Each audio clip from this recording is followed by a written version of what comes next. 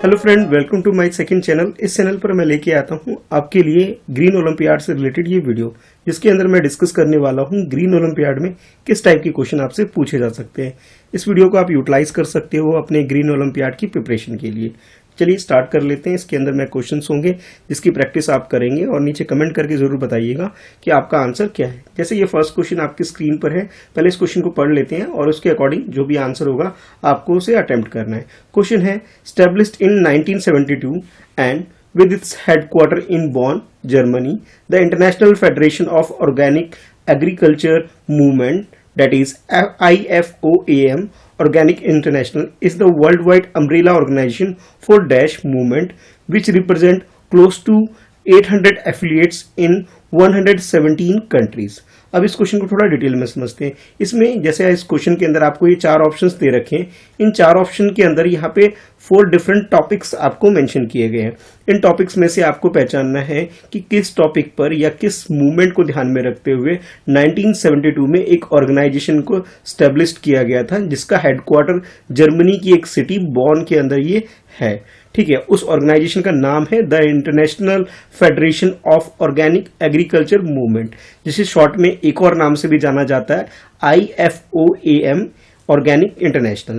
तो इस ऑर्गेनाइजेशन को किस मूवमेंट के तहत इसे एस्टेब्लिश किया गया था और ये खास तौर पे किस चीज को लेकर के ये अम्ब्रेला ऑर्गेनाइजेशन है।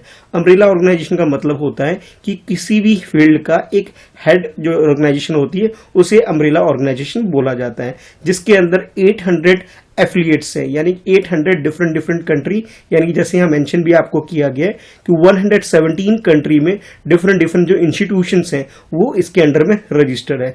तो उस टॉपिक के बारे में, उस मूवमेंट के बारे में आपसे यहाँ पूछा जा रहा है। तो जैसे ये 4 ऑप्शंस आपको दे रखे हैं, इसमें से आपको चूज करना है। तो सबसे पहले फर्स्ट ऑप्शन में आपको बोला जा रहा है कि ये जो ऑर्गेनाइजेशन है ये ऑर्गेनिक एग्रीकल्चर के ऊपर काम करती है।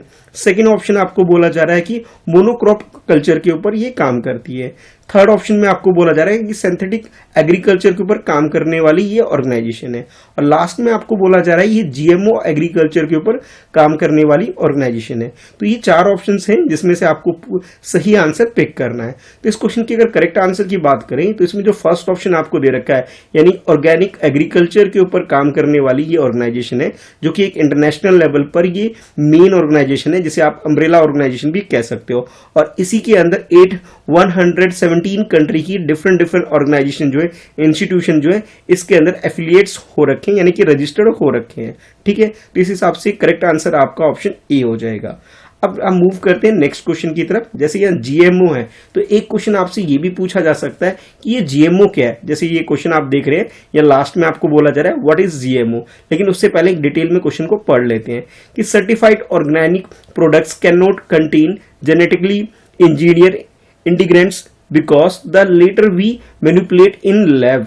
जैसे इस क्वेश्चन के अंदर आपको बोला जा रहा है कि इस क्वेश्चन में सबसे पहले तो आप ये बताइए कि GMO होता क्या है। उसके बाद फर्दर ये बोला जा रहा है कि कोई भी प्रोडक्ट होता है जिसमें अगर हम सर्टिफाइड, अगर वो एक बार हो चुका है ऑर्गेनिक प्रोडक्ट के अंदर, तो उसके अंदर जो उसका जेनेटिक है उसको मॉडिफाई नहीं कर सकते, ये आपको बोला जा रहा है। तो यहाँ पे जो GMO है इसकी फुल फॉर्म क्या है ये आपको बतानी है। तो फर्स्ट ऑप्शन में आपको इसकी फुल फॉर्म दे रखी है, जैसे कि genetically modified organism. Second option में आपको दे रखा है जेनेटिकली म्यूटेड ऑर्गेनिज्म। और थर्ड ऑप्शन में आपको बोला जाए कि जनरल मुटाजेनिक ऑर्गेनिज्म। और लास्ट ऑप्शन में आपको बोला जा रहा है कि जनरेटेड मॉडिफाई ऑर्गेनिज्म। तो ये 4 ऑप्शन आपको GMO की फुल फॉर्म दे रखी है, जिसमें से 3 ऐसे ऑप्शन है जो कि गलत है और एक ऑप्शन जो है वो करेक्ट है।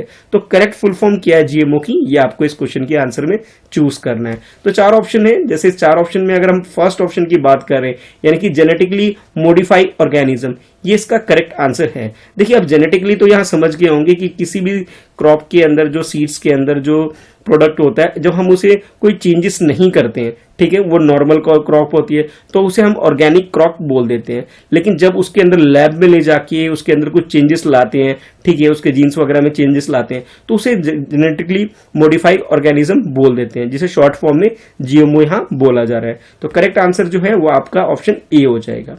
इसके बाद नेक्स्ट क्वेश्चन की तरफ मूव करते हैं। यहाँ एक नेशनल पार्क के बारे में आपसे क्वेश्चन पूछा जा रहा है। पहले यहाँ पे जैसे आप देखोगे यहाँ पे 4 ऑप्शंस दे रखे हैं और इन 4 ऑप्शंस के अंदर आपको 4 डिफरेंट नेशनल पार्क जो हमारी कंट्री में है उसके बारे में यहाँ आपको ऑप्शंस दे रखे हैं। डिटेल में एक बार क्वेश्चन को पढ़ते हैं, समझते हैं इस क्वेश्चन में आपसे पूछा क्या जा रहा है। तो जैसे आप क्वेश्चन को रीड करेंगे तो क्वेश्चन कुछ इस टाइप से स्टार्ट हो रहा है। An area is notified as a national park based on its ecological, faunal, floral, geomorphological और जियोलॉजिकल एसोसिएशन और importance needed to for the purpose of protecting, propagating or developing wildlife therein on its environment. Which of the first national park of India earlier known as heli national park? देखिए national park जितने भी होते हैं वो एक तरह से जितने भी नेचुरल चीजों को प्रोटेक्ट करने के लिए इसे बनाए जाते हैं। इसमें एनिमल के लिए, स्पीसीज के लिए भी, फ्लोरा फ्लोना, इन सबको प्रोटेक्ट करने के लिए बनाया जाता है। इस क्वेश्चन में आपसे बोला जा रहा है कि इंडिया में एक ऐसा ही नेशनल पार्क है जिसे पुराने टाइम पे इसका जो नाम होता था वो नाम था हेली नेशनल पार्क, लेकिन अब ये जो नाम है वो चेंज कर दिया गया है। तो यहाँ 4 ऑप्शन आपको दे रखे हैं। इन 4 ऑप्शन में से आपको पिक करना है कि भाई उस नेशनल पार्क कौन सा है एट प्रेजेंट जिसे हम इस नाम से जानते हैं, लेकिन ओल्ड टाइम में यानी कि अर्लियर जो था इसका नाम वो क्या था, हेली नेशनल पार्क था। तो यहाँ 4 ऑप्शन है, आप इन 4 ऑप्शन में से चूज करेंगे। तो ऑप्शन में ए में जो है आपके पास बोला जा रहा है Hazaribagh national park option A के अकॉर्डिंग, ऑप्शन बी के अकॉर्डिंग कि केलोंदो नेशनल पार्क, ये आपसे ऑप्शन दिया जा रहा है। और थर्ड ऑप्शन सी में आपको बोला जा रहा है कि कॉर्बेट नेशनल पार्क का अब जो नाम है ये पहले टाइम पे इसे हेली नेशनल पार्क इसे बोला जाता है। और फोर्थ ऑप्शन में आपको बोला जा रहा है कि बांदीपुर नेशनल पार्क जो एट प्रेजेंट है, पुराने टाइम पे इसे हेली नेशनल पार्क बोला जाता था। तो आप क्वेश्चन को अटेम्प्ट करिए। तो इस क्वेश्चन के अंदर जो सी ऑप्शन है आपके पास, जिसे कॉर्बेट नेशनल पार्क, और कभी कभी आपने सुना भी होगा कि कॉर्बेट नेशनल पार्क को जिम कॉर्बेट नेशनल पार्क भी बोल दिया जाता है। ठीक है, तो जिम कॉर्बेट नेशनल पार्क या फिर कॉर्बेट नेशनल पार्क, बात एक ही है। पुराने टाइम पे इसे हेली नेशनल पार्क बोला जाता था। तो करेक्ट आंसर आपके लिए ऑप्शन सी हो गया।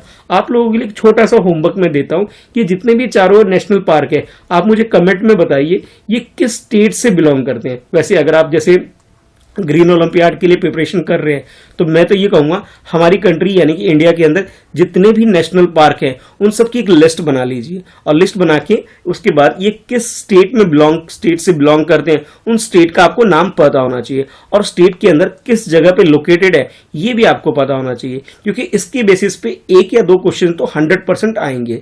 लेकिन ये क्वेश्चन आप जब अटेम्प्ट कर पाओगे जब आपको सारे नेशनल पार्क के बारे में पता हो, किस स्टेट से बिलोंग करते हैं, और इसके अलावा ये किस स्टेट के अंदर किस जगह यानी कि डिस्ट्रिक्ट वगैरह या जो लोकल एरिया जो भी जिस नाम से जाना जाता है उसके बारे में थोड़ा बहुत आपको पता होना चाहिए। ठीक है, चलिए मूव करते हैं नेक्स्ट क्वेश्चन की तरफ। लेकिन मैं चाहता हूं कि इस काम को करके आप लोग मुझे कमेंट में आंसर जरूर बताना। ये जो हजारीबाग नेशनल पार्क या केलोंदो नेशनल पार्क या कॉर्बेट नेशनल पार्क या बांदीपुर नेशनल पार्क किस स्टेट से बिलोंग करते हैं, ये आपके लिए छोटा सा होमवर्क रहेगा। इसके बाद नेक्स्ट क्वेश्चन है आपके लिए कि which pesticide is banned by India for agriculture spraying but is used against malaria. देखिए हमारी कंट्री में एक पेस्टिसाइड है जिसे आज के टाइम पे बैन कर दिया गया है, यानी कि जब हम इस पेस्टिसाइड को अगर हम क्रॉप को अगर फील्ड में यूज करेंगे तो ये इलीगल एक्टिविटी हो जाएगी, इसे यूज नहीं कर सकते। लेकिन मलेरिया जो कि एक डिसीज है इसको स्टॉप करने के लिए इसे यूज किया जाता है। तो अब आपके लिए क्वेश्चन ये है कि भी कौन सा पेस्टिसाइड है, जिसे 4 ऑप्शंस में आपको दे रखा है जिसमें से करेक्ट आंसर आपको पिक करना है। ऑप्शन ए के अकॉर्डिंग बोला जा रहा है कि डीडीटी जो है ये एक टाइप का पेस्टिसाइड है जिसे मलेरिया के लिए यूज किया जाता है। उसके बाद नेक्स्ट आपको बोला चाहिए एंडोसल्फान जो है ये एक ऐसा पेस्टिसाइड है जिसे यूज किया जाता है मलेरिया के लिए, लेकिन हमारी कंट्री में बैन है एग्रीकल्चर यूज के लिए। उसके बाद नेक्स्ट आपको बोला चाहिए मैलाथियोन एक ऐसा आप पेस्टिसाइड बोल सकते हो। और लास्ट में आपको बोला जा पायरेथ्रीन जो है ये इस टाइप का ये पेस्टिसाइड है। तो इन चारों ऑप्शन में से करेक्ट ऑप्शन आपका क्या है ये आपको पिक करना है। इस क्वेश्चन की अगर करेक्ट आंसर की बात करें तो इसके अंदर जो ऑप्शन ए आपको दे रखा है यानी कि डीडीटी एक ऐसा पेस्टिसाइड है जिसका एग्रीकल्चर यूज यानी कि खेतों में हम इसे यूज नहीं कर सकते, इसे हमारी कंट्री में बैन कर दिया गया है। ठीक है, लेकिन मलेरिया के अगेंस्ट में इसको यूज कर सकते हैं। ठीक है, तो करेक्ट आंसर जो हो जाएगा वो हमारा ऑप्शन ए हो जाएगा। इसके बाद मूव करते हैं नेक्स्ट क्वेश्चन की तरफ। इस क्वेश्चन में आपको पूछा जा रहा है कि डिड यू नो, जैसे आप यहाँ पे 4 ऑप्शंस देख रहे हैं, इस 4 ऑप्शन के अकॉर्डिंग यहाँ पे एक स्पीसीज के बारे में आपसे पूछा जा रहा है कि did you know that a beach in Orissa India serve as a nesting site for turtle in mass number, कि हमारी कंट्री में उड़ीसा एक जगह है, स्टेट है, जहां पर ये एक एरिया है, ये ऐसा बीच है जहां पे जो टर्टल वगैरह होते हैं वो अपने एग्स वगैरह को यहाँ पे छोड़ते हैं, यानी कि नेस्टिंग के लिए फेमस है। तो क्वेश्चन आपके लिए ये है कि female of this species return to the same beach from where they has to lay their eggs. तो यहाँ पे जो फीमेल टर्टल है वो यहाँ पे आते हैं और अपने अंडे वगैरह को यहाँ पे दे के जाते हैं, यानी कि ये एक तरह से आप कह सकते हो कि यह एक ऐसा एरिया, एक ऐसा बीच है हमारी कंट्री में, उड़ीसा के अंदर, जहाँ पे ये फीमेल टर्टल आते हैं और अपने अंडे देते हैं। They lay their eggs in conical nest about 1.5 feet deep, और ये जो नेस्ट यानी अंडे देते हैं वो जमीन से, यानी कि जो ये आप कह सकते हो बीच के जो नियर बाई एरिया होता है, जमीन के 1.5 फीट नीचे जाकर नीचे वो लोग अपने अंडे वगैरह दे देते हैं, which they laboriously dig with their hind flippers. Gahirmatha located along the northern Orissa coast host the largest known nesting concentration of which of these turtle species. यानी इस क्वेश्चन के अंदर आपको टर्टल की वो स्पीसीज आइडेंटिफाई करनी है जो कि उड़ीसा के बीचेस वाले जो एरिया है वहां पे आते हैं और जमीन के आप कह सकते हो 1.5 फीट नीचे अपना अंडा वगैरह देती हैं। ठीक है, तो 4 ऑप्शंस आपको दे रखे हैं, इन चारों ऑप्शन में से आपको पिक करना है कि वो कौन सी स्पीसीज है टर्टल की, ये आपको बताना है। देखो इस क्वेश्चन को अगर आप पढ़ लिया आपने अच्छे से, तो यहाँ जैसे 4 ऑप्शंस दे रखे हो, तो जैसे सी ऑप्शन है, यहाँ आपको बोला जा रहा है ग्रेट इंडियन बस्टर्ड, यानी टर्टल तो है ही नहीं, इसको तो वैसे ही काट दो, ये आंसर हो ही नहीं सकता। फिर आपको बोला जा रहा है मुगर क्रोकोडाइल, क्रोकोडाइल की तो बात ही नहीं हो रही क्वेश्चन के अंदर, तो ये 2 आंसर तो हो ही नहीं सकते। बाकी जो आपके पास ऑप्शन ए और ऑप्शन बी बचा, यहां टर्टल के बारे में बातचीत हो रही है, तो टर्टल की आपको यहां पे क्या करना है, स्पीसीज आइडेंटिफाई करनी है। तो ये 2 ऑप्शन आपके रह गए, इन दोनों में से चूज करना थोड़ा आपके लिए आसान होगा। जब भी इस टाइप के क्वेश्चन आप अटेम्प्ट करेंगे तो आप ध्यान रखेंगे कि यहाँ पे कुछ ऑप्शंस को अगर आप इजिली इलिमिनेट कर सकते हो तो इस तरह से इलिमिनेट कर सकते हैं। क्रोकोडाइल की तो बात ही नहीं हो रही है, या ग्रेट इंडियन बस्टर्ड की भी बातचीत नहीं हो रही है, टर्टल की बात हो रही है, तो यानी कि ये तो कंफर्म हो गया कि ए और बी में से हमारा आंसर होगा। अब आपको कमेंट करके बताना है कि ये इसका आंसर क्या है। तो हमारी कंट्री में जो ऑलिव रिडले जो टर्टल है, ये जो इसकी जो स्पीसीज है वो उड़ीसा के कोस्टल एरिया में आके अपने अंडे वगैरह दे के जाती है। लेकिन जो फर्स्ट ऑप्शन आपको दे रहा है लॉन्गर हेड टर्टल, ये हमारा आंसर नहीं है, यानी कि करेक्ट आंसर जो है वो हमारा ऑप्शन बी है। और जो उड़ीसा का ये कोस्टल एरिया है ये काफी फेमस है इस चीज के लिए कि यहाँ पे जो टर्टल वगैरह बहुत ज्यादा होते हैं और अपने अंडे वगैरह यहाँ देते हैं। तो करेक्ट आंसर जो हो जाएगा वो हमारा ऑप्शन बी हो जाएगा।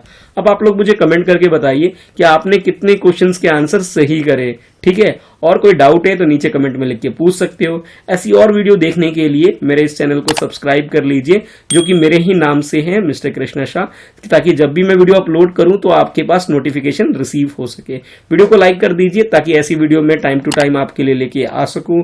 और इसके अलावा जो मेरा मेन चैनल है friends@preparation, उसे भी सब्सक्राइब कर लो ताकि जब भी मैं वहां वीडियो अपलोड करूं तो आपके पास नोटिफिकेशन आ सके। ठीक है, तो मिलते हैं फिर नेक्स्ट वीडियो में। इस वीडियो में इतना ही है। Thanks for watching, bye bye.